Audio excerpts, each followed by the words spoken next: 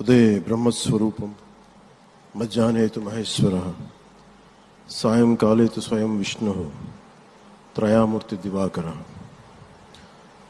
ముందుగా సూర్య భగవానునికి నమస్సుమాంజలి తెలియజేస్తూ, యోగ విద్యను అందించిన ఆది యోగి పరమశివునికి, ఆ మహాయోగ విద్యని మనకి పతంజలి మహర్షి యోగశాస్త్ర రూపంలో అందించారు. వారిరువురి పాదపద్మములకు నమస్కారాలు. మన యోగ విశిష్టతను, గొప్పదనాన్ని ఋగ్వేదంలో ఉన్న మహానుభావులు తెలియజేస్తే, దానిని ప్రపంచవ్యాపితం చేసిన దార్శనికులు మాత్రం గౌరవ ప్రధానమంత్రి శ్రీ నరేంద్ర మోదీ గారు. భారతీయ సనాతన ధర్మం తాలూకు విశిష్టతను యోగా ద్వారా విశ్వవ్యాపితం చేసిన ఘనత ఆయన సొంతం. యోగా సాధకులు ఎంతటి దృఢచిత్తాన్ని కలిగి ఉంటారు, ఒత్తిడి జయించి సంకల్ప సాధకులుగా ఎలా నిలబడతారన్న దానికి కూడా మన గౌరవ ప్రధాని శ్రీ మోదీజీ గారు నిలువెత్తు ఉదాహరణ. ప్రపంచ యోగా దినోత్సవం యావత్ భారతవానికి, భారతీయులకి దక్కిన గౌరవం. సరిగ్గా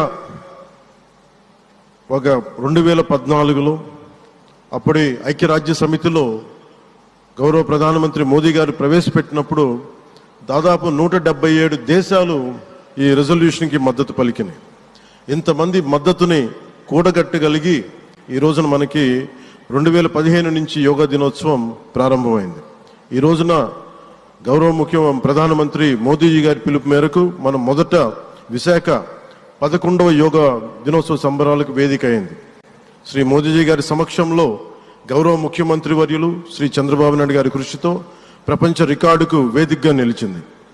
విశ్వనరులు మోదీజీ గారి పిలుపు మేరకు యోగా ఒక వన్ ఎర్త్ వన్ హెల్త్, ఈ ఆరోగ్యం థీమ్ని ఈ వేదిక నుంచి ప్రతి ఒక్కరూ ముందుకు తీసుకెళ్లాలని మనస్ఫూర్తిగా కోరుకుంటూ, ఇక్కడ ఆసీనులైన మీ అందరికీ ఇక్కడికి వచ్చేసిన ప్రతి ఒక్కరికి కూడా పేరు పేరున నా హృదయపూర్వక వందనాలు, నమస్కారాలు.